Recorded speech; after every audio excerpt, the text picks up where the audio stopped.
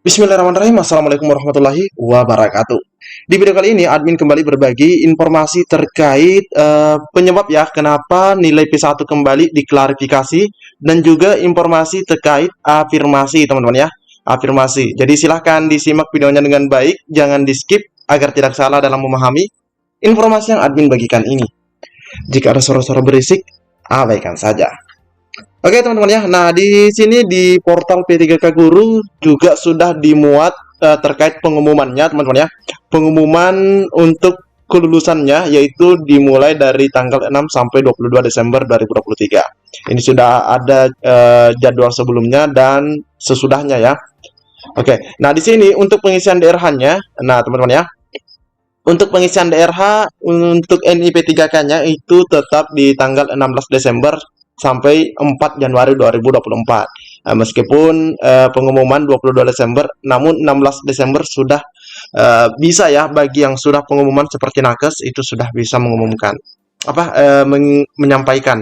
Nah, selanjutnya untuk NIP3K-nya itu insya Allah 15 Januari sampai dengan 13 Februari 2024. Jadi untuk DRH dan NIP3K itu tidak ada perubahan.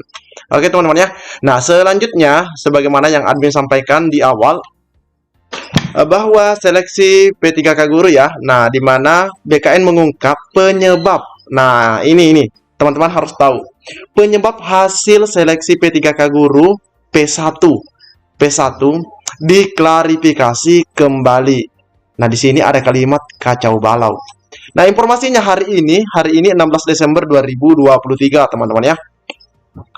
Nah, di sini Badan Kepegawaian Negara atau BKN selaku Ketua Panitia Seleksi Nasional Calon Aparatur Sipil Negara telah mengeluarkan jadwal terbaru untuk pengumuman kelulusan P3K Guru 2023. Dari yang sebelumnya 6 sampai 15 Desember diperpanjang menjadi 22 Desember mendatang.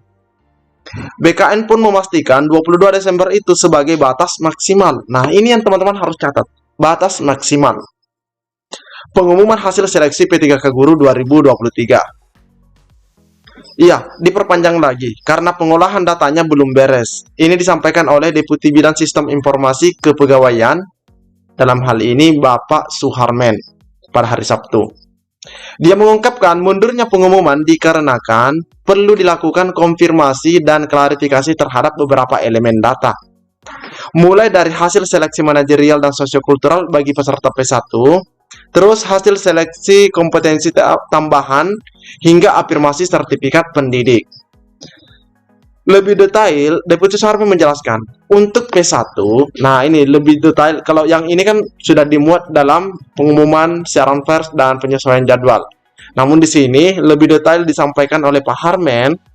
Untuk guru P1, hasil seleksi P3K 2021 dilakukan melalui sistem ujian nasional berbasis komputer atau UNBK, yang mana itu adalah fasilitas daripada Kemendikbud Ristek. Nah, karena dulu itu Kemendikbud ingin mandiri teman-teman ya, tidak ingin menggunakan CAT-BKN, mereka menggunakan UNBK.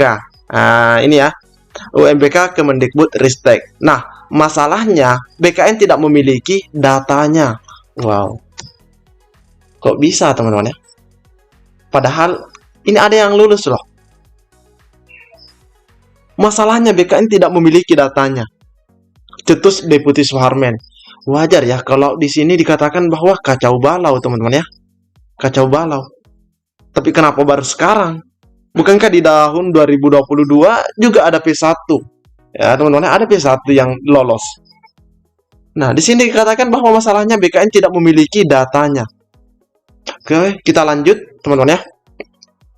Apakah di sini ada penjelasan? Sementara ujarnya, substansi seleksi P3K itu terdiri dari manajerial, sosiokultural, teknis, dan wawancara. Jadi, seharusnya masing-masing bagian tersebut ada nilainya sendiri-sendiri. Nah, data yang disampaikan ke Kemendikbud Ristek pada tanggal 12 Desember, nilai manajerial dan sosiokulturalnya digabung. Nah, itu tidak terpisah teman-teman ya. Kalau teman-teman lihat di video admin sebelumnya, itu terpisah teman-teman ya. Itu terpisah. Tapi pada saat penyerahan data, Kemendikbud langsung menggabung, tidak memisah nilai manajerial yang mana, nilai sosial kultural yang mana. Mereka langsung akumulasi. Itu seharusnya dipisah. Selain itu, data-data hasil seleksi kompetensi teknis tambahan, nah ini untuk yang SKTT, banyak yang double-double. Kok double teman-teman ya? Nah, ini masalah yang kedua. Yang ketiga, data sertifikat pendidik atau serdiknya juga ada yang harus diklarifikasi kembali. Nah, jadi ini ya. Jadi kalau kita bicara tentang serdik, ya otomatis ini guru teman-teman ya. Data sertifikat pendidik atau serdiknya juga ada yang harus diklarifikasi kembali. Jadi ada data dari pemilik sertifikat pendidik sepertinya yang kurang jelas. Karena di sini diminta klarifikasi. Itu sebabnya BKN mengembalikan datanya kepada Kemendikbudristek karena tidak bisa diolah. Pantas. Pantas teman-teman ya. Setiap jawaban daripada instansi menyampaikan dari media sosialnya, baik IG maupun Facebook, mereka cuma mengatakan apa? Masih dalam tahap pengolahan data. Ternyata datanya itu ditolak teman-teman ya. Dikembalikan. Ini. Mengembalikan datanya kepada Kemendikbudristek karena data tidak bisa diolah. Ditanya apakah guru P1 ini harus menjalani tes lagi. Deputi Suharman menegaskan tidak ada proses seleksi lagi. Hanya untuk pengolahan hasil kelulusan tidak bisa dilakukan karena algoritma sistemnya setiap kelompok tes ada nilainya. Nah, ini teman-teman ya. Mengenai tata cara penentuan kelulusan P3K guru, Deputi Suharman mengatakan, sudah ada suratnya Menpan RB Aswar Anas dan telah disampaikan kepada BKN pada 13 Desember. Nah, ternyata penentuan kelulusannya juga sudah keluar, teman-teman ya. Ini juga ditunggu oleh BKN dari Menpan dan di sini diakui sudah ada, teman-teman ya. Dengan adanya surat tersebut, staf saya baru bisa menyusun algoritma di sistem pengolahannya. Kalau tidak ada itu, tegas Deputi Suharman, tidak ada dasar hukum penentuan kelulusan P3K Guru 2023. Sebelumnya, pelaksana tugas Karohumas BKN Nanan Subandi mengatakan, proses seleksi bagi pelamar pegawai pemerintah dengan perjanjian kerja pada rekrutmen CASN 2023 sudah memasuki tahapan pengumuman hasil kelulusan. Pelamar P3K telah mengikuti tahapan pelaksanaan seleksi kompetensi pada 10 November sampai 4 Desember 2023. Dan seleksi kompetensi teknis tambahan atau SKTT pada 15 sampai 6 Desember. 15 November ya, sampai 6 Desember. Jadwal tersebut sesuai dengan penyesuaian pelaksanaan seleksi CASN dari Panselnas melalui surat BKN yang tertanggal 9 Oktober 2023. Pengumuman hasil kelulusan P3K 2023 dijadwalkan diumumkan pada 6 sampai 15 Desember dan diumumkan secara tidak serentak. Hal ini karena sejumlah instansi akan melaksanakan SKTT yang sifatnya opsional sesuai peraturan Menpan RB. Artinya SKTT ini tidak wajib teman-teman ya sebenarnya.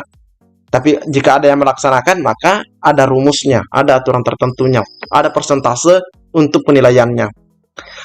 Selanjutnya pengumuman kelulusan P3K akan disampaikan oleh masing-masing instansi pemerintah dan telah dimulai pada 6 Desember 2023 yang lalu. Meskipun teman-teman ya, meskipun yang mengumumkan itu tidak semua instansi teman-teman ya, masih ada beberapa instansi yang belum mengumumkan, namun sebagian besarnya sudah ada. Namun untuk tenaga kesehatan dan teknis, kalau untuk guru sudah kita ketahui bersama bahwa itu diundur. Nah, selain itu, pelamar P3K juga dapat mengecek hasil kelulusannya melalui login di akun portal SSCASN. Tercatat, dari data BKN sampai dengan 15 Desember, hasil kelulusan formasi P3K Nakes atau tenaga kesehatan telah diumumkan 64 instansi dari 573. Jadi masih ada 500-an, teman-teman ya. Sementara untuk teknis 56 instansi dari 482 instansi yang mengikuti seleksi. Ini berdasarkan data per 15 Desember. Untuk selanjutnya, bagi instansi yang telah menerima hasil kelulusan P3K, Nakes, dan teknis dapat segera mengumumkan kelulusan para peserta seleksinya. Jadi itu teman-teman ya. Jadi kalau mengenai kenapa hasil seleksi P3K kembali diklarifikasi, kembali diolah, nah ini penyebabnya teman-teman ya. Tadi kita lihat tidak ada data yang ada di BKN, dan data yang sudah diserahkan oleh Kemendikbud ke BKN itu diserahkan kembali teman-teman ya, karena tidak terpisah. Nah selanjutnya Nah, selanjutnya yang seringkali bertanya tentang afirmasi. Ini informasi 16 Desember dari Kemendikbud. Berdasarkan hasil rakor, apakah ada afirmasi masa kerja? Selamat datang di layanan Kemendikbud dengan yoga. Seleksi 2023, maksudnya P3K ya. Tidak ada afirmasi masa kerja dan afirmasi usia. Pemberian afirmasi di seleksi 2023 hanya afirmasi cerdik dan afirmasi disabilitas. Nah, di sini afirmasi cerdik tidak menyebutkan apakah itu hanya diberikan kepada P4. Namun di sini hanya dikatakan afirmasi cerdik. Nah, harapan kita sebagai peserta semoga afirmasi cerdik yang disampaikan oleh pihak Kemendikbud ini juga diberikan kepada P2 dan P3. Nah, selanjutnya terkait pemisahan nilai manajerial dan sosial kultural yang disampaikan oleh Pak Harmen tadi, mereka itu memintanya seperti ini, teman-teman ya. Nah, nilai manajerial teman-teman P1 itu diserahkan seperti ini secara terpisah, bukan sekaligus digabung seperti ini. Nah, bukan digabung seperti ini. Misalnya dari 94 dengan 7 ditambah sosial kulturalnya 73, maka totalnya adalah 167. Nah, jadi Kemendikbud itu cuma memberikan nilai langsung manajerial sosial kultural 167 si A. Nah, tapi BKN menginginkan ini terpisah, teman-teman ya. Ini 94, sosial kultural 73 begitu contohnya. Oke, teman-teman ya. Jadi nilai seperti ini yang dimaksud oleh BKN atau Pak Harmen tadi. Oke, mungkin cukup sampai di sini informasi yang dapat admin bagikan di video kali ini. Lebih dan kurangnya admin mohon maaf. Assalamualaikum warahmatullahi wabarakatuh.